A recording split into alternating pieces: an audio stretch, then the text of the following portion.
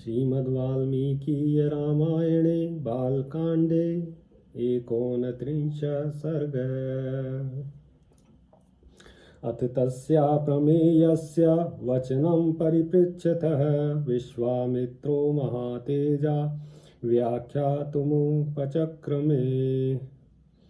अपरिमित प्रभावशाली भगवान श्री राम का वचन सुनकर महातेजस्वी विश्वामित्र ने उनके प्रश्न का उत्तर देना प्रारंभ किया। हे राम महाबाहो, विष्णुर्देव नमस्कृतः वर्षाणि सुबहुनीह तथा युगशतानि च तपश्चरणयोगार्थमुवास सुमहातपः। एष पूर्वाश्रमो राम वामनस्य महात्मनः। महाबाहु श्री राम पूर्व काल में यहाँ देववंदित भगवान विष्णु ने बहुत वर्षों एवं 100 युगों तक तपस्या के लिए निवास किया था। उन्होंने यहाँ बहुत बड़ी तपस्या की थी। यह स्थान महात्मा वामन अवतार धारण करने को उद्यत हुए श्री विष्णु का अवतार ग्रहण करने से पूर्व आश्रम था। सिद्धाश्रम इति ख्यातः सिद्धो ह्यत्र महातपः। एतस्मिन्नेव काले तु राजा वैरोच निर्बलिः निर्जित्य देवतगणान् सेन्द्रान् समरुद्गणान् कारयामास तद्राज्यं त्रिषु लोकेषु विश्रुतः। इसकी सिद्धाश्रम के नाम से प्रसिद्धि थी क्योंकि यहाँ तपस्वी विष्णु भगवान को सिद्धि प्राप्त हुई थी। जब वे तपस्या करते थे उसी समय विरोचन कुमार राजा बलि ने इंद्र और मरुदगणों सहित समस्त देवताओं को पराजित करके उनका राज्य अपने अधिकार में कर लिया था। वे तीनों लोकों में विख्यात हो गए थे। यज्ञं चकार सुमहार सुरेंद्रो महाबलः बलेस्तु यजमानस्य देवः साग्नि पुरोगमः समागम्य स्वयं चैव विष्णु मुचुरिहाश्रमे।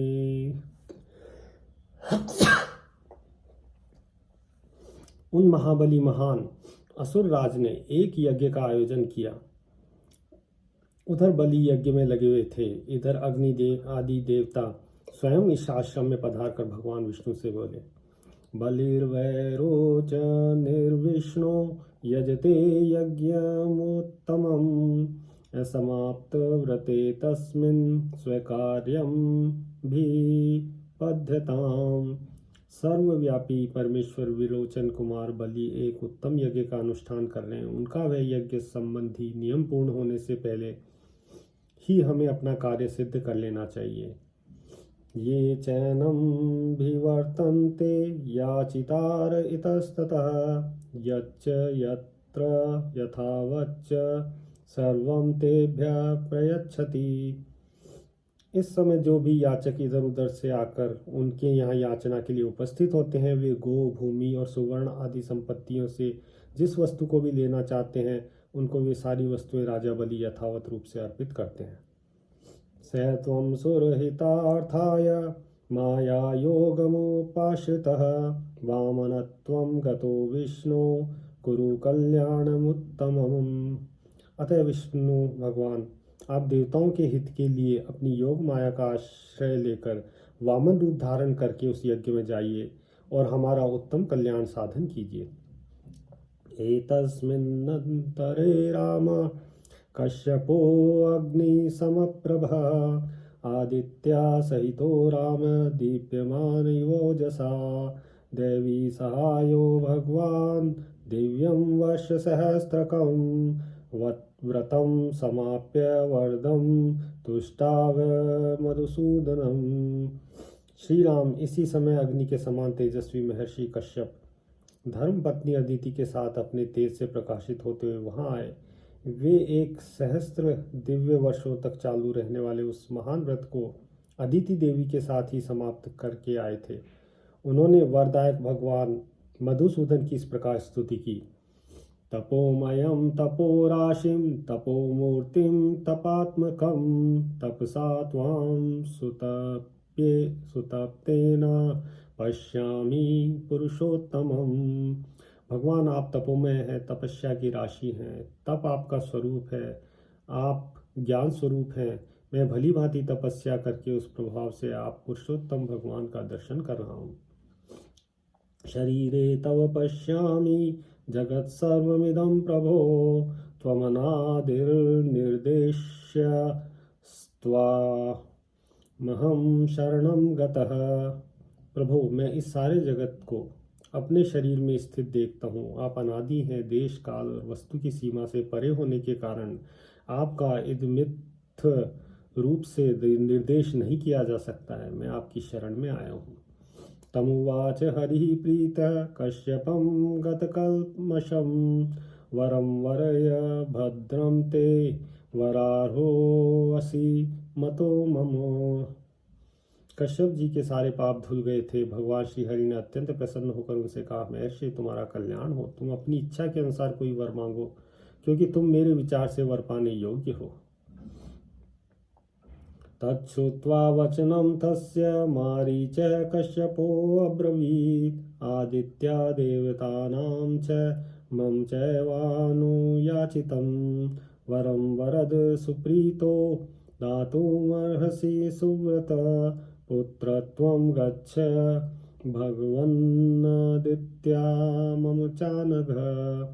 भगवान का यह वचन सुनकर मारीची नंदन कश्यप ने कहा, उत्तम व्रत का पालन करने वाले वरदायक परमेश्वर, संपूर्ण देवताओं की, अदिति की तथा मेरी भी आपसे एक बात के लिए बारंबार याचना है। आप अत्यंत प्रसन्न होकर मुझे वह एक ही वर प्रदान करें। भगवान निष्पाप नारायण देव, आप मेरे और अदिति के पुत्र हो जाए।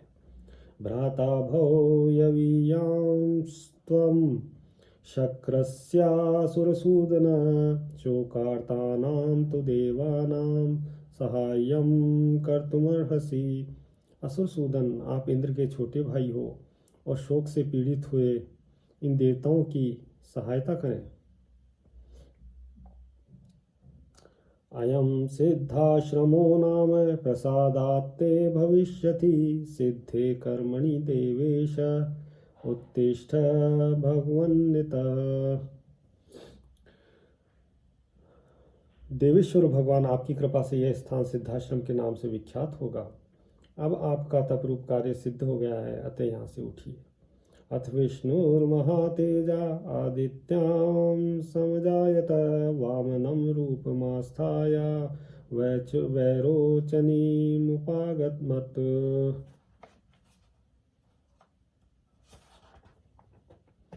तदनंतर महातेजस्वी भगवान विष्णु अदिति देवी के गर्भ से प्रकट हुए और वामन रूप धारण करने के लिए विरोचन कुमार बलि के पास गए। त्रीन् पदानथ भीक्षित्वा प्रतिगृह्य च मेदिनीम्, आक्रम्य लोकार्थी सर्वलोकहिते रतः, महेन्द्राय पुनः प्रादान्ययम्य बलिमोजसा, त्रैलोक्यं स महातेजाश्चक्रे शक्रवशं पुनः। संपूर्ण लोगों के हित में तत्पर रहने वाले भगवान विष्णु बलि के अधिकार से त्रैलोकी का राज्य ले लेना चाहते थे। अतः उन्होंने 3 पग भूमि के लिए याचना करके उनसे भूमि दान ग्रहण किया और तीनों लोकों को आक्रांत करके उन्हें पुनः देवराज इंद्र को लौटा दिया। महातेजस्वी श्री हरि ने अपनी शक्ति से बलि का निग्रह करके त्रिलोकी को पुनः इंद्र के अधीन कर दिया।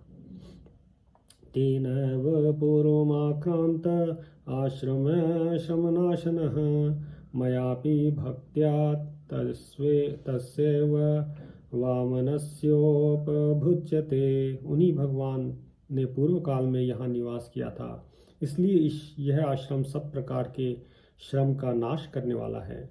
इन्हीं भगवान वामन में भक्ति होने के कारण मैं भी इस स्थान को अपने उपयोग में लाता हूँ। एनमाश्रम मायांति राक्षसा विघ्नकारिणः, अत्र ते पुरुष व्याघ्र हंतव्या दुष्टचारिणः। इस आश्रम पर मेरे यज्ञ में विघ्न डालने वाले राक्षस आते हैं। पुरुष सिंह यहीं तुम उन दुराचारियों का वध करना है। अद्य गच्छामहे राम सिद्धाश्रममनुत्तमम् तदाश्रम पदम तात तवाप्येतद् यथा मम। श्री राम, अब हम लोग उस परम उत्तम सिद्धाश्रम में पहुंच रहे हैं। तात, वह आश्रम जैसे मेरा है वैसे ही अब तुम्हारा भी है।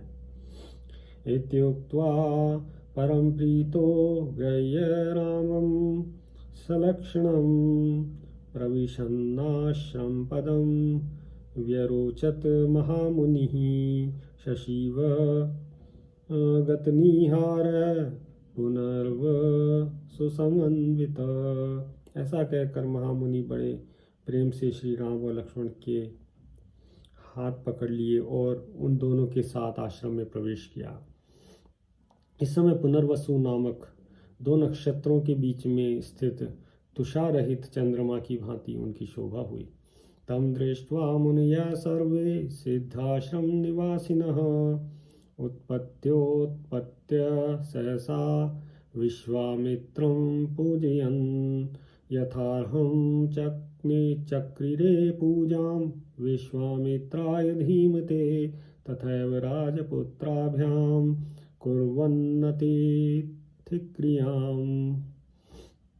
विश्वामित्र जी को आया देखकर सिद्धाश्रम में रहने वाले सभी तपस्वी उछलते कूदते हुए सहसा उनके पास आए और सबने मिलकर महामुनि विश्वामित्र जी की यथोचित पूजा की। इसी प्रकार उन्होंने उन दोनों राजकुमारों का भी अतिथि सत्कार किया। मुहूर्तमथ विश्रांतो राजपुत्रावरिंदमो प्रांजलि मुनिशार्दुल मुचतु रघुनंदनो। 2 घड़ी तक विश्राम करने के बाद रघुकुल को आनंद देने वाले शत्रुदमन राजकुमार श्री राम और लक्ष्मण हाथ जोड़कर मुनिवर विश्वामित्र से बोले, अद्यैव दीक्षां प्रविश भद्रं ते मुनिपुंगव सिद्धाश्रमो अयं सिद्ध स्यात् सत्यमस्तु वचस्तव। मुनिश्रेष्ठ, आप आज ही यज्ञ की दीक्षा ग्रहण करें, आपका कल्याण हो। यह सिद्धाश्रम वास्तव में यथानाम तदागुण सिद्ध हो और राक्षसों के वध के विषय में आपकी कही हुई बात सच्ची हो। एवं मुक्तो महातेजा विश्वामित्रो महान् ऋषिः प्रविवेश तदा दीक्षां नियतो नियतेन्द्रियः कुमारावपि तां रात्रि मुनिमुषित्वा सुसमाहितो प्रभातकाले चोत्थाय पूर्वां संध्यामुपास्य च